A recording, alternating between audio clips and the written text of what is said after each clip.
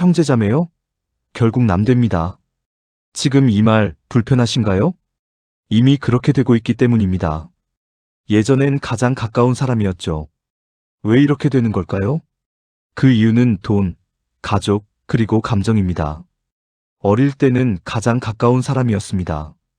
같이 웃고, 같이 싸우고, 같은 집에서 같은 시간을 보냈던 사람. 그런데 이상하게도 나이가 들수록 그 사람이 점점 멀어집니다. 왜 그럴까요? 가족인데 왜 남보다 더 어색해지는 걸까요? 연락 안 한 지 몇 달 아니 몇 년. 언제부턴가 연락이 줄어듭니다. 명절이나 부모님 생신에만 잠깐 얼굴 보고 평소에는 연락도 거의 없는 관계. 만나도 예전처럼 반갑기보다 어색하고 편하지 않습니다.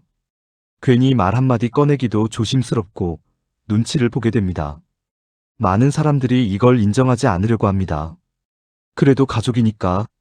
하지만 현실은 다릅니다. 형제자매는 시간이 지나면 가장 오래된 타인이 됩니다. 이건 특별한 일이 아닙니다. 많은 사람들이 겪고 있는 현실입니다.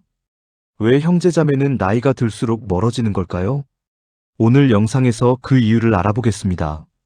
구독과 좋아요를 눌러주시면 영상 시작됩니다. 첫 번째 이유는 바로 돈 문제입니다.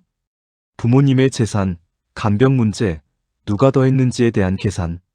처음엔 작은 차이였지만 시간이 지나면서 서서히 마음에 쌓이게 됩니다. 나는 더 했는데 왜 나만 해야지? 이 생각이 시작되면 관계는 변하기 시작합니다.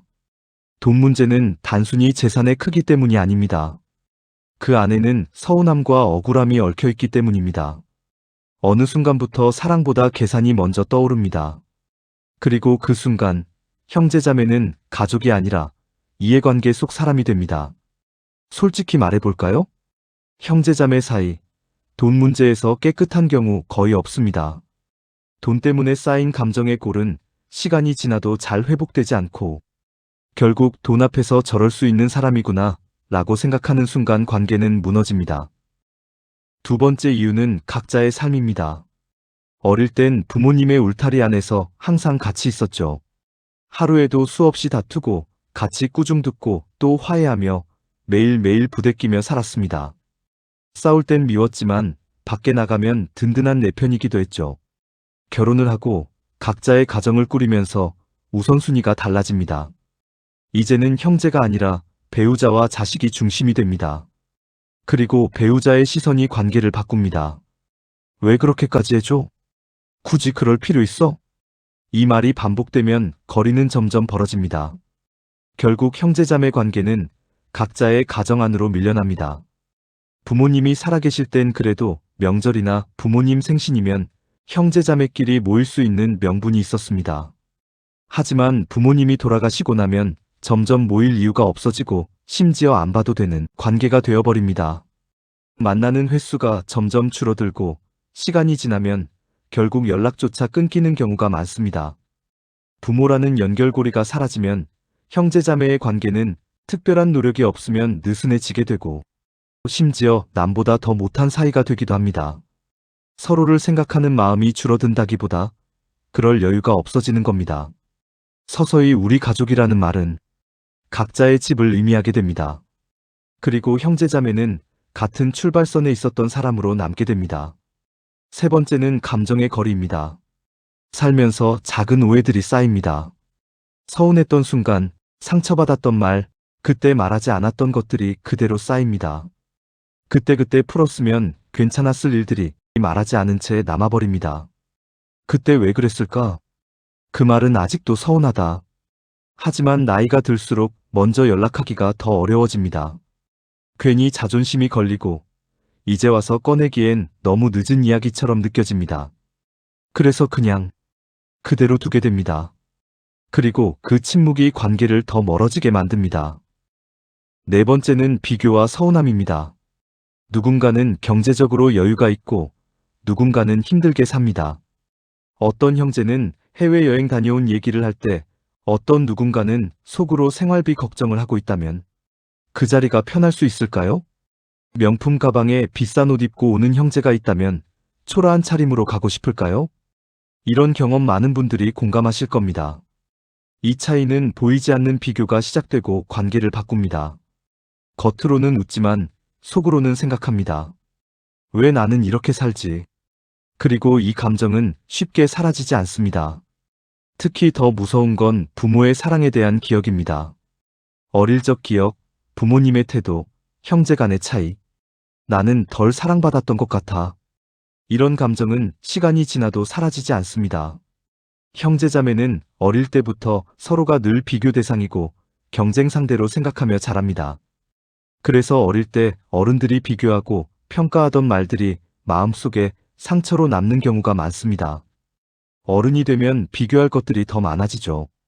나이가 들어 성인이 되면 더 구체적이고 현실적이 됩니다. 좋은 직장 다닌다. 누가 집을 샀다. 누구 자식이 명문대 들어갔다. 이런 비교가 반복되면 가깝게 지내던 형제자매라도 은근한 경쟁심이 생기게 되죠. 비교와 경쟁심은 눈에 보이지 않는 장벽을 만들 수 있습니다. 자존심이 상하고 불편함이 쌓이면 만남 자체가 기분이 좋아지기보다는 피곤한 관계가 될 수 있습니다. 이 작은 감정들이 조용히 쌓여서 결국 관계를 멀어지게 만듭니다. 여기서 하나 물어보겠습니다. 형제자매 관계, 정말 끝까지 지켜야 할까요? 아무리 가족이라도 스트레스만 준다면 굳이 유지해야 할까요? 이 질문에 분명 의견이 갈릴 겁니다. 하지만 중요한 건 이겁니다. 가족도 노력하지 않으면 끊어집니다. 형제니까 언제든 다시 가까워질 수 있겠지 생각하다가 시간이 많이 지나게 되면 만나도 어색하고 형식적인 안부 인사하고 나면 대화가 이어지지 않게 되죠. 이미 남처럼 멀어져 버린 후엔 돌이키기 어려워집니다. 가족이라는 이유만으로 저절로 유지되는 관계는 생각보다 많지 않습니다. 사실 형제자매라고 해서 특별히 유지되는 관계는 아닙니다. 그것도 결국 사람과의 관계입니다. 연락하지 않으면 멀어지고 마음을 쓰지 않으면 식어갑니다. 그렇다면 어떻게 해야 할까요? 완벽한 관계는 이미 늦었을지도 모릅니다. 하지만 완전히 끊어지는 건 막을 수 있습니다. 형제자매라고 해서 늘 가까울 수는 없습니다. 때로는 거리를 두는 게 현명할 때도 있습니다. 그래서 중요한 건 완벽한 관계가 아닙니다. 끊어지지 않는 관계입니다. 가끔 먼저 연락해보는 것, 지나간 일들을 조금 내려놓는 것, 서로에 대한 기대를 조금 낮추는 것. 이 작은 행동들이 관계를 다시 이어줍니다. 가족은 완벽해서 이어지는 게 아니라 놓지 않아서 이어지는 겁니다.